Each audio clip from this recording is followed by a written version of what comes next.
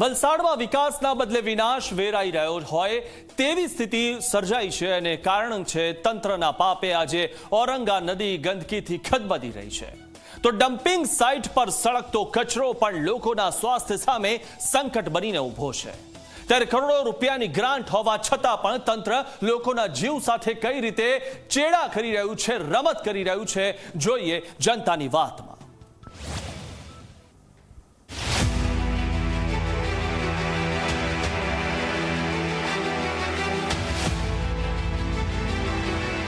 આ કોઈ ડમ્પિંગ સાઇટનો નજારો નથી, આ છે ઔરંગા નદી, જે નદી વલસાડની જીવાદોરી છે। તે આજે પ્રદૂષણના ખપ્પરમાં હોમાઈ છે। એક તરફ સરકાર સ્વચ્છ ભારતના બણગા ફૂંકે છે તો બીજી તરફ વલસાડ નગરપાલિકાની ગંભીર બેદરકારીને કારણે આજે માત્ર ઔરંગા નદી જ નહીં, આખું શહેર પણ નર્ક જેવી સ્થિતિનો સામનો કરી રહ્યું છે। વલસાડમાં સ્વચ્છ ભારત મિશન જાણે માત્ર કાગળ પરની કવાયત બનીને રહી ગયું છે। પાલિકાને સ્વચ્છતા માટે કરોડોની ગ્રાન્ટ મળે છે, પરંતુ જમીની હકીકત કચરાના ઢગલા નીચે દબાઈ છે। તંત્રની લાપરવાહી તો જુઓ, ડમ્પિંગ સાઇટ પરથી કચરાનો નિકાલ કરવાના બદલે તેને સીધો સળગાવી દેવામાં આવે છે। આ ઝેરી ધુમાડો વલસાડવાસીઓના ફેફસામાં ઝેર ઘોળી રહ્યો છે। ડમ્પિંગ સાઇટ પર કચરો ઓવરફ્લો થઈ રહ્યો છે અને તંત્રના પાપે આ કચરો હવે ઔરંગા નદીના પવિત્ર જળને પણ પ્રદૂષિત કરી રહ્યો છે।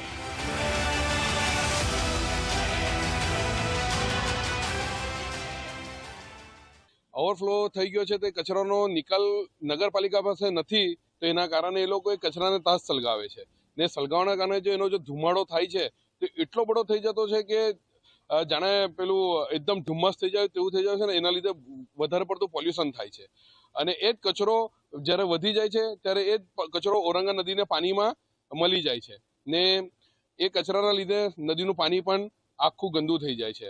2016માં જે કાયદો પાસ થયો હતો કે દરેક જિલ્લામાં SWP પ્લાન્ટ હોવા જોઈએ, તો વલસાડમાં શા માટે હજુ સુધી SWP પ્લાન્ટની કોઈ વ્યવસ્થા થઈ નથી?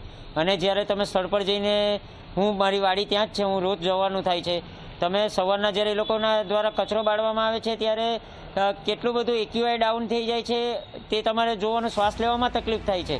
વલસાડની જનતાનો આરોપ છે કે વિકાસના નામે માત્ર નેતાઓ અને અધિકારીઓ જ ફૂલ્યા ફાલ્યા છે, તો બીજી તરફ નગરપાલિકાના અધિકારીઓ પાસે હંમેશાની જેમ જવાબો તૈયાર છે।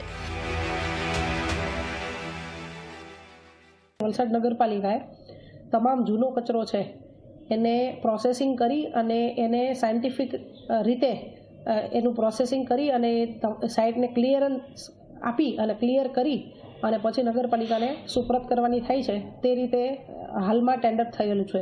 હાલનો જે અત્યારનો વધતો કચરો છે એ જ પ્રોસેસિંગ સાઇટ પર કરવામાં આવશે અને જ્યારે નવી પ્રોસેસિંગ સાઇટ અમને મળશે ત્યારે ત્યાં ફ્રેશ વેસ્ટનું અમે આયોજન કરશું કે રોજના કચરાનું પ્રોસેસિંગ થાય અને કચરો પડ્યો ના રહે એ માટેનું નગરપાલિકા દ્વારા આયોજન કરવામાં આવશે। સુપ્રીમ કોર્ટ અને સરકારની ગાઈડલાઈનનો હવાલો આપી તંત્ર એવું સાબિત કરવા મથે છે કે બધું નિયમ મુજબ ચાલે છે, પરંતુ સવાલ એ છે કે જો બધું નિયમ મુજબ છે તો ઔરંગા નદી કોના પાપે પ્રદૂષિત થઈ રહી છે? નિકાલ કરવાના બદલે કચરો કેમ સળગે છે? ઔરંગા નદી ગટર બનવા લાગી ત્યાં સુધી સોલિડ વેસ્ટ મેનેજમેન્ટ પ્લાન્ટ કેમ ઊભો ન થયો? કરોડો રૂપિયાની ગ્રાન્ટ ક્યાં વપરાય છે? કચરાના નિકાલમાં કે પછી ભ્રષ્ટાચારના ખાડામાં? જ્યારે પણ સવાલ કરાયો છે ત્યારે તંત્રની ટૂંક સમયવાળી કેસેટ વર્ષોથી વાગી રહી છે, પણ પ્રજાની મુશ્કેલીનો અંત આવતો નથી। જ્યારે સરકાર કરોડો રૂપિયા જ્યારે ફાળવતી હોય ડમ્પિંગ સાઇટ માટે, ત્યારે નગરપાલિકા અને અહીંયાના તંત્રએ એના પર ધ્યાન આપવું જોઈએ। સરકારના ખોટા પૈસા વેડફવા ના જોઈએ, એ પણ લોકોના ટેક્સના પૈસા છે। એક સરકારે, નગરપાલિકા અને તંત્રએ ધ્યાન રાખવું જોઈએ। ખોટી રીતે પૈસાને વેડફીને ડમ્પિંગ સાઇટ તેની તે જ રાખીને ખોટું વલસાડના અંદર પ્રદૂષણ જો તમે કરી રહ્યા હોય તો આનાથી ગંભીર બાબત કોઈ નથી। તંત્રના દાવા એક તરફ અને પ્રજાની વેદના બીજી તરફ। સત્ય હકીકત તો એ છે કે જે ઔરંગા નદી વલસાડ જિલ્લાની જીવાદોરી છે તે તંત્રના પાપે આજે કચરાનું વહન કરતી ગટર બની ગઈ છે। વલસાડની જનતા આજે તંત્રને પૂછી રહી છે કે તેમને શુદ્ધ હવા અને પાણી ફરી મળશે કે પછી દર વખતની જેમ આશ્વાસનોના વાયદાથી જ સંતોષ માનવો પડશે?